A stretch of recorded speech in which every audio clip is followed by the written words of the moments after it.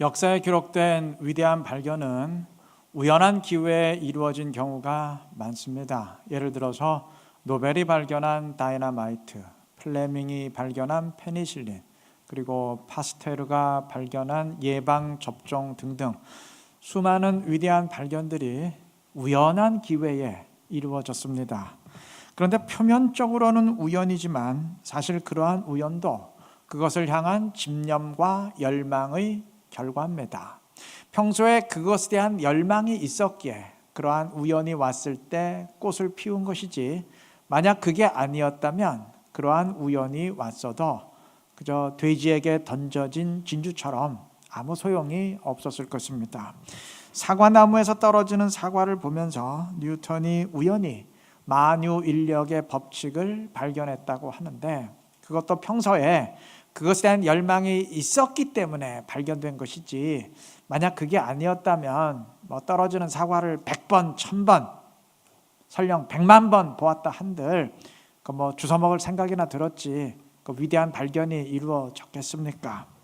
오늘 본문에서 소경 바디메오는 예수님을 만나 눈을 뜨게 되었는데, 예수님과 바디메오의 만남은 사전에 예정된 것이 아니었습니다. 어떻게 하다 보니까 우연히 예수님이 바디메오가 있는 그곳을 지나가게 되었을 뿐입니다. 우연한 만남이었어요. 그런데 바디메오는 이 우연한 기회를 붙들었고 그것을 인생 전체를 바꾸는 계기로 삼았습니다. 평소 그의 마음에 주님을 만나서 그의 문제를 해결하려는 열망이 있었기 때문입니다.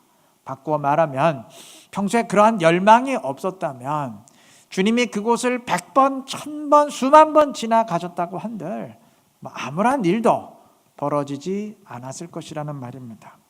오늘 첫 번째 읽은 본문에서 어떤 사람이 주님을 찾아왔습니다. 복음서에 의하면 그는 부자 청년이었고 어릴 때부터 모든 계명을 하나도 빠짐없이 완벽하게 지켰던 그러한 사람이었습니다.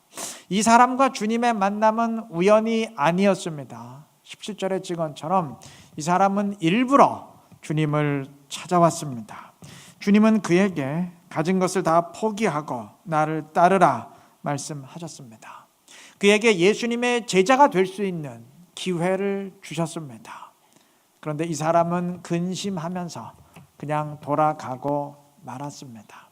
예수님을 만나고 싶은 마음은 물론 있었지만 모든 것을 버리면서까지 주님을 따르는 그러한 열망은 없었기 때문입니다.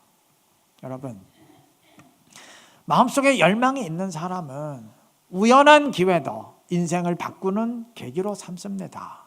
반면 그러한 열망이 없는 사람은 정해진 기회도, 준비되어진 기회도, 주님의 정식 초청을 받는 기회도 살리지 못하고 그냥 없던 일로 날려버릴 뿐입니다. 관건은 마음속의 열망입니다. 야곱이 야복강 나루터에서 주님을 만나 이스라엘로 변화된 이유가 무엇입니까? 하나님을 붙들고자 하는 뜨거운 열망이 있었기 때문입니다. 지붕을 뚫고 내려온 중풍병자가 결국 주님을 만나고 일어설 수 있었던 이유 역시 지붕을 뚫어서라도 반드시 주님을 만나야 되겠다는 열망이 있었기 때문입니다. 삭개오가 예수님을 만나고 아브라함의 자손이 될 수 있었던 이유 역시 사람들의 비난과 질시를 무릅쓰고서라도 어떻게 하든 주님을 만나야 된다는 열망이 있었기 때문입니다.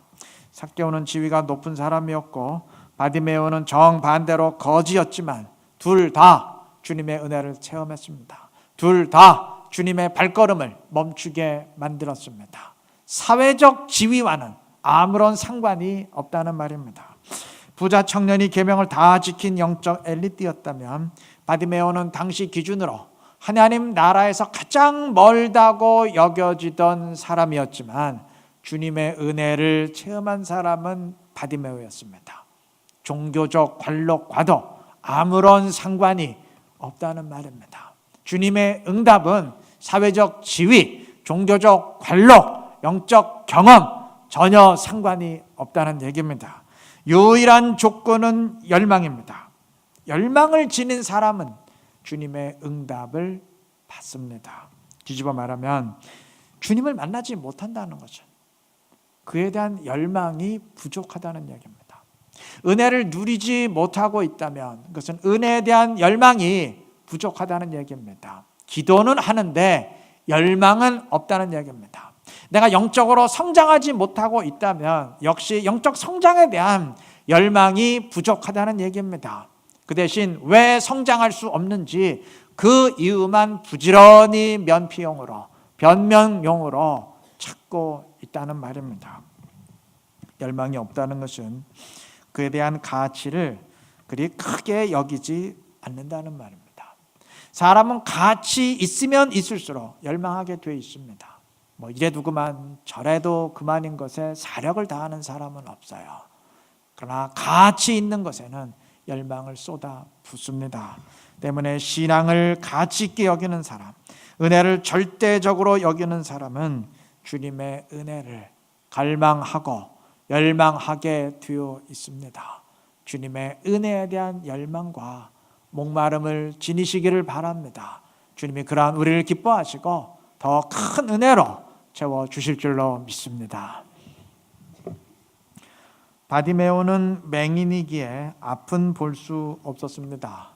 그러나 볼 수는 없었지만 말은 할 수 있었어요. 소리는 들을 수 있었습니다. 그는 없는 것으로 인해 포기하지 않고 있는 것을 이용해서 소리를 질렀습니다. 열망하는 자들의 특징이 이렇습니다. 어떤 사람은 꼭 자신이 없는 것만 보면서 절망합니다. 나는 왜 저 사람처럼 이러이러한 게 없을까? 나는 왜 저들만큼 능력이 안 될까? 왜 우리 교회는 이러이러한 게 없을까? 꼭 없는 것만 보면서 절망해요. 이런 사람은 죽을 때까지 절망만 하다 끝날 사람입니다. 반면 어떤 사람은 없는 것 대신 있는 것을 봅니다. 그리고 그것을 활용하려고 하고 그것을 극대화합니다. 바디메오의 태도가 이러하였습니다. 자, 그런데 바디메오가 이렇게 소리를 질렀지만 상황은 그리 눅눅하지 않았어요. 그가 소리를 지르자 당장 주변에서 조용히 하라는 압력이 들어왔습니다. 48절 보면 많은 사람이 꾸짖어 잠잠하라 하되 그랬습니다. 당시 맹인은 죄를 지어서 하나님의 징벌을 받은 사람이라 여겨졌기 때문에 죄인으로 저주받았습니다. 이러한 죄인이 소리를 지르고 주변을 소란케 만드는 것은 당시 기준으로는 절대 용납될 수 없는 행동이었습니다. 당연히 주변 분위기가 험악해졌습니다. 그럼에도 바디메오는 멈추지 않았습니다. 48절 그 다음 부분은 이렇게 증언합니다. 그가 더욱 크게 소리질러 이르되, 그는 사람들의 험악한 반응에도 굴하지 아니하고 더욱 크게 소리를 질러 외쳤습니다. 그는 지금 겁이 없습니다. 하여간 눈에 뵈는 게 없으니까요. 여러분, 공은 때리면 때릴수록 더 높이 튀어오르는 법이고 불에 달아오른 대장간의 쇠판은 때리면 때릴수록 더 단단해지는 법입니다. 쇠판의 입장으로 바꾸어 말하면 맞으면 맞을수록 더 단단해지는 법입니다. 열망하는 사람들이 이렇습니다. 방해가 있고 장애물이 있다고 위축되고 포기하지 않습니다. 더 강한 힘으로 맞서며 한 단계 더 올라섭니다. 우리가 주님을 찾고 만나려고 할 때 세상이 나를 격려하리라 생각하지 마십시오. 내가 거룩한 결심을 실행하려고 할 때 주변이 나를 끝까지 칭찬만 하리라 기대하지 마십시오. 그 반대일 수 있습니다. 영적 공격이 있고 시험이 있을 수 있습니다. 그러나 믿음을 지닌 사람은 그러한 방해가 있어도 더 굳건한 믿음으로 일어섭니다. 사도행전이 소개하는 예루살렘 교회의 경우가 그렇지 않습니까? 사도행전 5장의 증언처럼 예루살렘 교회가 가난한 자들을 구제하다가 아나니아와 삽비라가 죽는 일이 벌어졌습니다. 끔찍한 비극이 교회의 사역을 가로막았다는 말입니다. 여러분, 상식적으로 교회에 이런 일이 생기면 그 교회가 어떻게 될 것 같습니까? 일단 구제하는 일은 무조건 중지입니다. 최소한 일시적으로라도 중지입니다. 아니, 그거 하다가 사람이 죽었는데 계속 하겠습니까? 계속 하다가 또 죽으면 어떡하나? 무조건 중지하게 돼 있어요. 그리고 교회 분위기는 흉흉해질 수밖에 없습니다. 부흥은 고사하고 아마 교회를 등지고 떠나는 사람이 속출할 겁니다. 그게 상식적인 이야기예요. 그런데 예루살렘 교회는 정반대였습니다. 구제사역이 폐지된 게 아니고 오히려 더 크게 확대되었습니다. 그래서 구제사역만을 전담할 7 집사를 따로 세우게 되었습니다. 그리고 교인들은 교인들대로 영적으로 위축된 게 아니고 오히려 더 굳센 믿음으로 담대히 일어섰습니다. 그래서 사도행전은 이 사건을 결론 내리면서 5장 14절에서 믿고 주께로 나오는 자가 더 많으니 남녀의 큰 무리더라 증언했습니다. 사단이 흔들고 공격했지만 멈춰선 게 아니고 오히려 더 전진하게 되었다는 말입니다. 사도행전 8장은 예루살렘 교회가 핍박으로 인해 모든 성도들이 뿔뿔이 흩어졌다고 증언합니다. 8장 1절의 증언입니다. 아마 사단은 이번만큼은 드디어 교회를 박살냈다고 흐뭇해했을 거예요.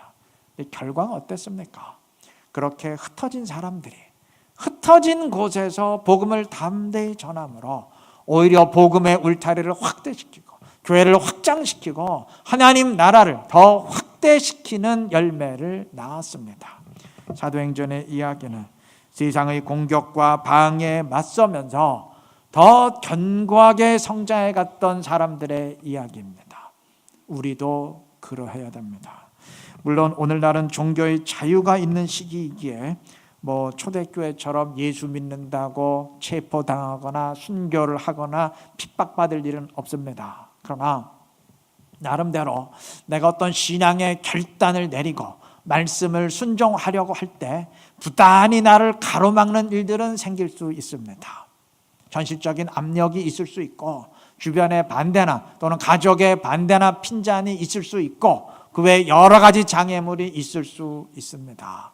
그때 현실에 굴하지 않는 영적인 소신이 필요합니다. 사도행전이 소개하는 초대교회 정도들과 같은 그러한 현실에 굴복하지 않는 영적인 담대함, 영적인 소신이 우리에게 꼭 필요합니다. 조선의 9번째 임금인 성종 때 이야기입니다. 한 지방 관리가 훌륭한 그런 능력을 보이자 성종이 그를 알아보고 서울로 뽑아 올렸어요. 그리고 사헌부에 종삼품 직제를 맡겼습니다. 자, 이랬더니 사헌부는 물론이거니와 사간원, 홍문관 3사가 일제히 반대했습니다. 자, 이렇게 반대가 있으니까 성종이 그 임명을 취소한 게 아니고 며칠 뒤에 오히려 그를 더 승진시켜서 종 2품인 2조 참판에 올렸습니다. 오늘날로 치면 행정부처 국장급에 해당하는 직입니다. 그러니 3사가 안 그래도 반대했는데 더 승진시키니까 더 극렬히 반대했겠죠. 말도 안 되는 일이라고 잇따라 상소를 올렸습니다. 자, 그랬더니 성종이 어떻게 했냐면 이제는 한 단계 더 올려서 2조 참판의 직위에 올렸습니다. 오늘날로 따지면 행정자치부 차관급에 해당합니다. 이렇게 3번 승진을 시키니까 드디어 3사도 입을 다물게 됐어요. 왜 그랬을까요? 이제 또 한 번 반대했다간 아예 국무총리격인 정승으로 올릴 게 뻔했기 때문입니다. 성종의 유명한 일화인데 정확한 비유는 아니지만 주변의 반대에도 자기 소신껏 행했다는 점에서 오늘 설교의 내용과 일치하는 부분이 있습니다. 영적으로도 이러한 소신이 필요합니다. 주변이 반대하고 방해한다고 내가 하나님의 말씀을 순종하려고 할 때 현실적인 방해가 있다고 무릎 꿇는 것이 아니고 오히려 한 걸음 더 나아갈 수 있는 그러한 영적 결단과 소신이 우리에게 꼭 필요합니다. 신앙의 길을 가로막는 주변의 반대는 있게 마련입니다. 현실의 저항은 언제나 있게 마련입니다. 바디모여에게도 있었고 초대교회 성도들에게도 있었고 우리에게도 있습니다. 그때 필요한 것이 현실에 굴하지 않는 영적인 소신입니다. 우리 모두 영적 소신을 가지고 달려갈 수 있기를 바랍니다. 주님이 그러한 우리를 축복하시고 더 크고 놀라운 은혜로 우리에게 채워주실 줄로 믿습니다. 바디메오가 압력에도 불구하고 더 크게 소리를 지를 때 주님이 응답하셨습니다. 주님은 그를 부르셨습니다. 자, 그때 바디메오가 어떻게 반응했는지 50절이 증언합니다. 맹인이 겉옷을 내버리고 그랬습니다. 오늘날은 옷이 그렇게 비싸지 않지만 옷이 귀중품은 아니죠. 그러나 당시 겉옷은 굉장히 귀한 물건입니다. 특히 바디메오와 같은 거지에겐 전 재산입니다. 그런데도 바디메오는 그것을 내던지고 예수님께 뛰어갔습니다. 모든 것을 버리면서까지 주님을 꼭 만나야 되겠다는 열망이 있었기 때문에 그러한 결단을 내렸던 것입니다. 50절은 계속해서 바디메오가 뛰어 일어나 예수께 나아오거늘 그랬습니다. 원어로 보면 바디메오는 예수님께 뛰어갔습니다. 여러분 상식적으로 생각해 보십시오. 바디메오는 앞을 못 보는 맹인입니다. 맹인이 뛰어갈 수 있습니까? 그것도 한적한 벌판이 아니고 군중들이 잔뜩 모여있는 그곳을 뛰어갈 수 있습니까? 그래도 그는 뛰었어요. 무조건 소리가 나는 방향을 향해서 뛰었습니다. 물론 뛰다가 부딪히고 넘어지고 사람들의 욕을 먹고 발길질을 당했겠죠. 그래도 그는 뛰어갔습니다. 우리가 아는 찬송 주의 보혈 흐르는데 믿고 뛰어나가, 이 찬송의 모델이 바로 바디메오입니다. 우리 신앙생활에도 이러한 결단이 필요합니다. 방해가 있어도 어려운 상황일지라도 걷기도 힘든 상황일지라도 주님을 향해 담대히 뛰어가는 그런 결단이 필요합니다. 그리고 그러한 결단이 우리의 삶과 신앙에 새로운 이정표를 만들어내는 것입니다. 뒤집어 말하면 내 삶에, 내 신앙생활에 계기가 만들어지지 않았다면 그건 결단이 없었다는 얘기입니다. 주님은 바디메오에게 물으셨습니다. 51절 네게 무엇을 하여 주기를 원하느냐? 바디메오는 주저없이 즉각 답변합니다. 보기를 원합니다. 여러분, 열망하며 결단하는 사람은 주저함이 없어요. 답변이 늘 준비되어 있습니다. 내가 오늘 왜 숨을 쉬고 살아야 되는지 그 이유가 분명합니다. 기도 제목이 분명합니다. 오늘도 왜 이 자리에 나와서 내가 예배해야 되는지 그 이유가 분명합니다. 머뭇거리지 않아요. 가만히 있자. 내가 원하는 게 뭐였지? 글쎄, 내가 신앙생활하는 이유가 뭐지? 그렇게 막연하지 않아요. 모호하지 않습니다. 주님은 선포하셨습니다. 가라, 내 믿음이 너를 구원하였느니라. 주님은 바디메오의 눈을 여시고 새로운 삶을 주셨습니다. 열망의 결과입니다. 열망으로 인한 결단의 결과입니다. 여러분, 결단은 바디메오에게만 필요했던 것이 아니에요. 우리에게도, 우리의 신앙생활에도 순간순간 영적인 결단이 필요합니다.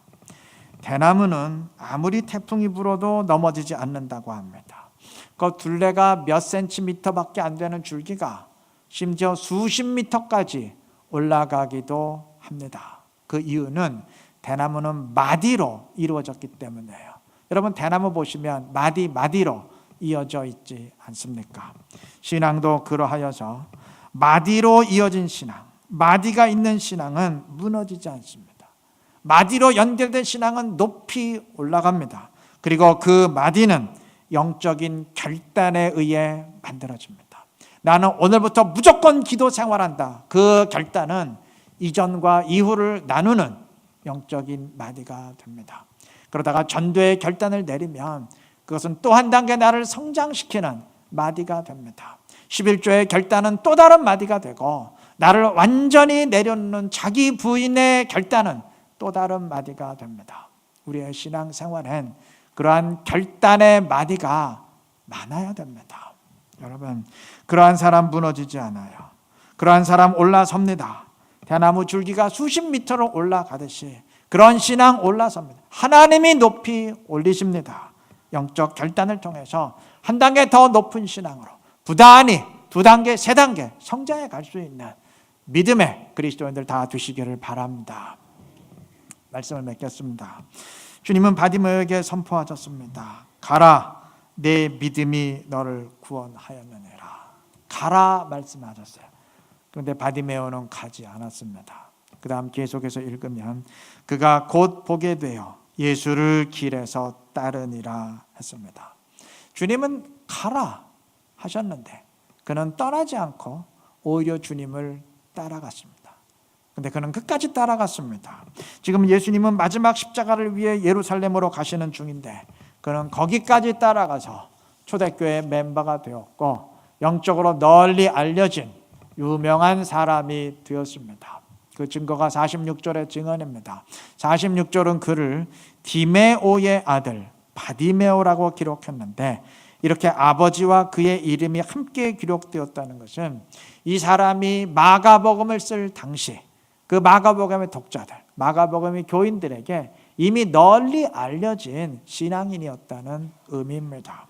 반면 주님을 찾아왔던 부자 청년은 이름이 기록되지 않았습니다. 바디메오는 가라 하셨음에도 가지 않냐고 끝까지 주님을 따라갔던 반면 이 부자 청년은 나를 따르라, 내 제자가 되라 정식으로 초청했음에도 그냥 떠나버렸기 때문입니다. 먼저 된 자 나중되고 나중된 자 먼저 된 경우입니다. 주님이 나에게 가라고 하셨느냐 아니면 나에게 오라고 초청하셨느냐 그건 중요하지 않아요. 내가 어떤 열망을 지니고 있느냐 그게 중요합니다. 어떤 사람은 이제 됐다 이제 그만 가라 주님이 열애로 쳤음에도 따라가는 사람이 있어요. 기회를 만들어낸 사람이 있어요. 어떤 사람은 정말 주님이 좋은 기회를 주셨습니다. 내 제자가 되라, 내가 끝까지 너를 책임지겠다. 그래도 그냥 가버리는 사람이 있습니다. 나에게 달렸습니다. 내 마음의 상태에 달렸습니다. 이 부자 청년은 17절의 증언처럼 내가 어떻게 하면 영생을 얻으리까 물으러 왔습니다. 여러분, 유대인 쳐놓고 영생의 방법을 모르는 사람은 없어요.